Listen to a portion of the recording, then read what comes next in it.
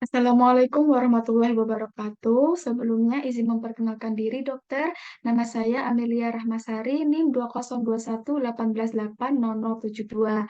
Baik, dokter, di sini saya akan mempresentasikan hasil proposal metodologi penelitian saya dengan judul Perbandingan Follicle Oocyte Index pada pasien in vitro fertilization dengan anti-Mullerian hormon rendah yang mendapat minimal stimulasi dengan stimulasi FSH-LH. Nah, topik bahasanya pertama yaitu bab satu pendahuluan dengan latar belakang. Pada WHO tahun 2021 itu memberikan definisi klinis infertilitas sebagai penyakit pada sistem reproduksi yang ditandai dengan kegagalan mencapai kehamilan klinis setelah 12 bulan atau lebih melakukan hubungan seksual tanpa kondom secara teratur. Nah, gambar di sampingnya itu mengenai perkiraan prevalensi infertilitas global pada tahun 2022.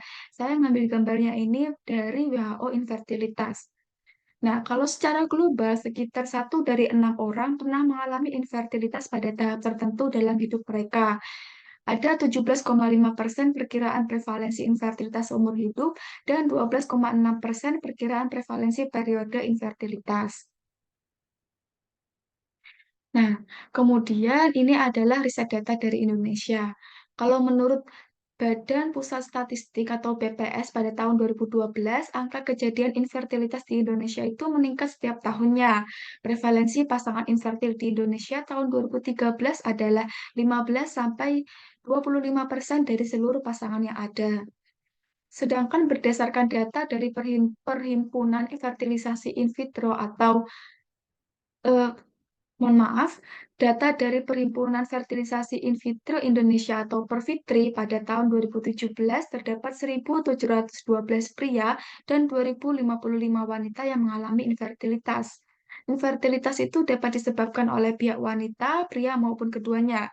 Untuk wanita itu 40 sampai 50%, laki-laki 30%, dan penyebab lainnya 20 sampai 30% dari pasangan tersebut. Kemudian untuk rumusan masalahnya itu adalah bagaimana perbandingan FOI pada pasien IVF dengan AMH rendah yang mendapat mini stimulasi dengan stimulasi FSH-LH.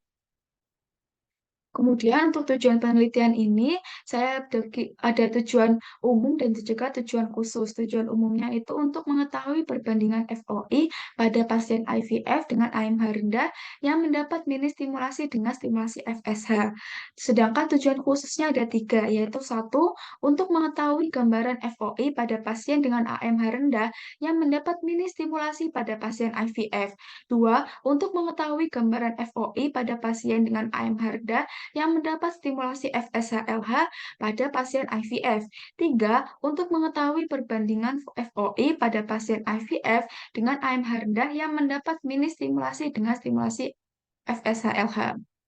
Nah, sedangkan manfaatnya itu ada manfaat teoritis dan manfaat akademis.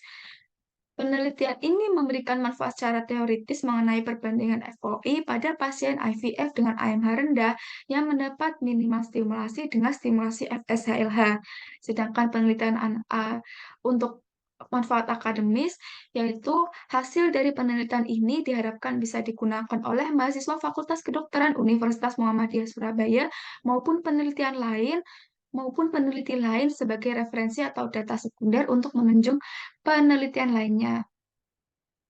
Ini adalah bab 2 mengenai tujuan pustakanya. IVF adalah program bayi tabung di mana embrio ditransfer setelah stimulasi ovarium terkontrol tergantung pada keberhasilan pengambilan sel telur, pembuahan, dan transfer embrio. IVF itu sebuah teknologi reproduksi berbantuan atau ART dengan cara menyuntikkan satu spermatozoa langsung ke dalam sitoplasma oosit agar dapat terjadi fertilisasi. Nah, kerangka di sampingnya itu saya mengambil dari Sudan, Afrika. Itu ada 800 pasangan dibagi menjadi beberapa kategori. Yang pertama itu ada kategori infertility primer, infertility sekunder, kemudian dibagi lagi ada infertility karena kombinasi pria dan wanita, infertility karena faktor wanita, infertility karena faktor pria, dan juga faktor yang tidak diketahui. Karena penelitian ini membahas mengenai infertilitas faktor wanita, maka saya akan menyebutkan faktor-faktor yang infertilitas dari wanita saja. Itu terdiri dari anovulasi, faktor tuba, faktor rahim, kemudian ada PCOS, dan juga faktor prematur ovarium. Kemudian indikasi IVF lainnya itu bisa karena satu, tidak hamil pasca 3 sampai 4 kali inseminasi intrauterin, dua, endometriosis derajat sedang sampai berat, tiga, infertilitas idiopatik di mana setelah 3 tahun itu tidak hamil, empat, penurunan cadangan ovarium, dan lima, keguguran berulang secara idiopatik. Ini adalah prosedur IVF. Yang pertama itu stimulasi ovarium terkontrol. Nah, di tahap ini akan dilakukan pemberian gonadotropin eksogen untuk menstimulasi perkembangan multifolikel dan juga dilakukan pemberian GnRH agonis atau antagonis untuk mensupresi fungsi hipofisis dan mencegah ovulasi prematur. Kemudian ada sperm processing atau preparasi sperma. Tujuannya itu untuk satu, mengeliminasi plasma seminalis, debris, dan kontaminan. Dua, menyiapkan sperma dengan motilitas progresif. Tiga, menghindari sperma yang morfologinya abnormal. Kemudian, eh, selanjutnya yaitu ada inseminasi, oosit atau fertilisasi dan juga kultur. Itu dapat dilakukan dengan cara konvensional atau teknik ICSI. Kemudian ada embryo development dan juga embryo transfer. Nah, itu merupakan prosedur kritis dalam IVF, yaitu dengan cara memasukkan embrio hasil kultur ke dalam uterus yang dilakukan dengan cara metode USG transabdomen dan menggunakan kateter. Nah, setelah eh, prosedur IVF-nya itu berjalan dengan baik, maka setelah itu kita akan melakukan pregnancy test. Nah, setelah itu saya akan membahas mengenai Follicle Oocyte Index. FOI adalah indeks yang mewakili sensitivitas ovarium terhadap gonadotropin eksogen untuk mempertimbangkan pengambilan oosit dan juga AFC atau antral follicle count. Pada tahun 2018, FOI diusulkan sebagai parameter baru untuk mengatasi respon ovarium. Pada saat yang sama, FOI adalah suatu pendekatan untuk menunjukkan resistensi ovarium terhadap stimulasi gonadotropin. Nilai FOI dihitung menggunakan persamaan berikut, yaitu FOI sama dengan jumlah oosit dibagi AFC atau antral follicle count dikali 100, di mana nilai FOI di bawah 50% dianggap sebagai indikasi rendahnya sensitivitas ovarium. Selanjutnya yaitu mengenai klasifikasi anti-Mullerian hormon. Sebelum adanya kriteria Poseidon itu terdapat kriteria Bologna, karena kelompok Poseidon ini berfungsi untuk menyempurnakan kriteria sebelumnya, yaitu kriteria Bologna. Nah, kriteria Poseidon ini ada beberapa parameter yang digunakan, yaitu satu, usia pasien dan tingkat aneuploidi embrio yang diharapkan, dua, biomarker ovarium, dan tiga, respon ovarium pasien asalkan siklus stimulasi sebelumnya telah dilakukan. Nah, pada klasifikasi AMH ini saya akan yang termasuk inklusi penelitian ini adalah golongan 3 dan juga golongan 4. Selanjutnya yaitu mengenai macam obat stimulasi terdiri dari satu rekombinan FSH, dua FSH-LH, tiga obat oral terdiri dari clomiphene dan juga letrozole, empat obat injeksi. Nah, di gambar tersebut itu ada macam-macam protokol stimulasi ovarium, terdiri dari minimal stimulasi, antagonis protokol, dan juga agonis long protokol. Karena pokok bahasanya ini mengenai minimal stimulasi, maka penggunaan obatnya itu menggunakan gonadotropin saja atau gonadotropin ditambah clomiphene citrat sebanyak 100 mg. Ini adalah kerangka konseptualnya. Nah, eh, berdasarkan kerangka konseptual di atas itu menunjukkan bahwa AMH itu diterapkan secara luas untuk menguji cadangan ovarium pada wanita yang menjalani perawatan IVF. Nah, pada penelitian ini yang tergolong kriteria inklusi berdasarkan kriteria Bologna adalah golongan 3 dan juga golongan 4. Untuk prosedur IVF sendiri itu diawali dari telur yang dilakukan stimulasi ovarium terkontrol berupa mini stimulasi agonis GnRH dan juga antagonis GnRH yang kemudian diberikan obat stimulasi. Nah, obat stimulasinya itu ada beberapa jenis, injeksi saja bisa dan juga oral plus injeksi. Injeksi itu ada jenis-jenisnya yaitu ada rekombinan FSH, rekombinan FSH-LH, dan juga urin FSH-LH. Nah, setelah distimulasi akan diberikan obat trigger. Obat triggernya itu terdiri dari agonis plus HCG saja dan juga leuprolid. Nah, kemudian untuk memicu maturasi oosit itu dilakukan 36 jam sebelum dilakukan teknik OPO atau ovum pick up. Setelah oosit mature, maka telur akan dipanen menggunakan jarum aspirasi dengan metode USG transvagina.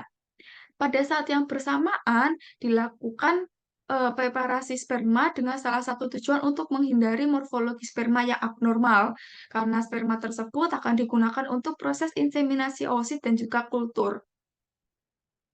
Nah, inseminasi oosit yang digunakan itu bisa menggunakan teknik ICSI, IMSI, atau natural. Dari hasil kultur tersebut akan menghasilkan embrio yang kemudian ditransfer ke dalam uterus dengan metode USG transabdomen dan juga menggunakan kateter. Nah, setelah oosit mature, maka telur itu akan dipanen dengan teknik OPU yang kemudian menghasilkan follicle oocyte index yang kemudian akan diklasifikasikan berdasarkan baik dan buruknya. Nah, ada beberapa faktor yang mempengaruhi baik dan buruknya follicle oocyte index, yaitu ada cara penyuntikan, polimorfisme, kualitas oosit, dan juga teknik OPU atau ovum pick up. Ini adalah hipotesis penelitiannya, itu ada berupa H0, yaitu tidak ada perbedaan FOI pada pasien IVF dengan AMH rendah yang mendapat mini stimulasi dibanding stimulasi FSH-LH. Dan H1, yaitu ada perbedaan FOI pada pasien IVF dengan AMH rendah yang mendapat mini stimulasi dibanding stimulasi FSH-LH. Kemudian, eh, memasuki bab 4 tentang mengenai metodologi penelitian. Untuk jenis dan rancangan penelitian yang saya gunakan yaitu menggunakan metode kuantitatif dengan sumber data sekunder yakni rekam medis. Nah, jenis data penelitian yang saya gunakan yaitu analitik observasional dengan pendekatan studi cross-seksional. Populasinya yaitu pasien yang menjalani program IVF antara bulan Juni 2022 sampai Juni 2024 di Klinik Asia IVF RSPAC Surabaya. Untuk sampelnya itu dibagi menjadi dua kriteria, yaitu inklusi dan juga eksklusi. Untuk yang pertama, kriteria inklusi terdiri dari satu pasien dengan AMH kurang dari 1,2 Ng per ml, dua pasien yang menjalani program IVF, tiga pasien yang diberikan obat FSH-LH, empat pasien yang diberikan obat mini stimulasi. Kemudian untuk kriteria eksklusinya, satu pasien yang drop out, dua pasien yang diberikan obat selain FSH-LH, seperti alfa dan beta FSH, 3 data rekam medis yang tidak lengkap. Untuk besar sampelnya, yaitu besar sampel yang saya gunakan menggunakan total sampel dari rekam medis yang memenuhi kriteria inklusi dari bulan Juni 2022 sampai Juni 2024. Nah, untuk pengambilan sampelnya menggunakan teknik total sampling yang merupakan tipe dari purposive sampling, di mana semua subjek yang memenuhi kriteria pemilihan dimasukkan ke dalam penelitian. Selanjutnya mengenai klasifikasi variabel. Untuk variabel bebasnya di sini yaitu minimal stimulasi dan FSH-LH, variabel terikatnya yaitu follicle oocyte index. Instrumen penelitian yang saya gunakan adalah catatan rekam medis pasien untuk lokasinya di Klinik Asia IVF RSPAC Surabaya, waktunya Juli 2024 sampai Desember 2024. Selanjutnya yaitu mengenai definisi operasional variabel. Variabel yang pertama yaitu FOI adalah indeks yang mewakili sensitivitas ovarium terhadap gonadotropin eksogen yang mempertimbangkan pengambilan oosit dan juga AFC. Cara pengukurannya dengan menghitung jumlah oosit dibagi AFC dikali 100. Hasil ukurnya berupa deskripsi gambaran folikel oosit dan skala data nominal. Variabel yang kedua yaitu AFC atau antral follicle count, merupakan struktur kecil yang berisi cairan di ovarium yang mengandung sel telur yang belum matang atau oosit. Pengukurannya dilakukan menggunakan USG transvaginal. Oleh karena itu, hasil ukurnya itu berupa deskripsi gambaran USG. Skala datanya menggunakan nominal. Kemudian variabel yang ketiga yaitu oosit yang merupakan sel reproduksi wanita yang dikenal sebagai sel telur dan diproduksi melalui proses yang disebut oogenesis yang terjadi di ovarium. Cara pengukurannya itu dilakukan secara kuantitatif visual dengan menggunakan mikroskop. Hasil ukurnya berupa deskripsi gambaran mikroskop dan skala datanya nominal. Lalu variabel yang keempat yaitu mengenai jenis stimulasi FSHLH dan mini stimulasi. FSHLH itu merupakan pemberian perlakuan stimulasi dengan dosis obat hormonal yang melibatkan hormon FSHLH. Kemudian cara pengukurannya itu mengukur dosis FSHLH yang diberikan ke pasien. Hasil ukurnya berupa catatan dosis obat dan skala datanya nominal. Selanjutnya yaitu variabel mini stimulasi adalah pemberian perlakuan stimulasi dengan dosis obat yang rendah dibanding protokol konvensional. Cara pengukurannya itu menggunakan gonadotropin dosis rendah untuk diberikan kepada pasien. Hasil ukur berupa catatan dosis obat pasien dan skala datanya nominal. Berikut adalah bagian alur penelitian. Pertama-tama, saya akan melakukan kajian terlebih dahulu di Asia IVF RSPSC Surabaya dan FKUM Surabaya. Setelah itu, saya akan meminta surat pengantar dari FKUM Surabaya. Saya meminta surat pengantar setelah saya mendapatkan sertifikat etik dari kampus dan juga dari RSPSC Surabaya. Kemudian, saya akan setelah mendapatkan perizinan dan persetujuan pihak RSPSHC untuk penelitian dan pengambilan data, saya akan menetapkan jumlah populasi dan sampel penelitian.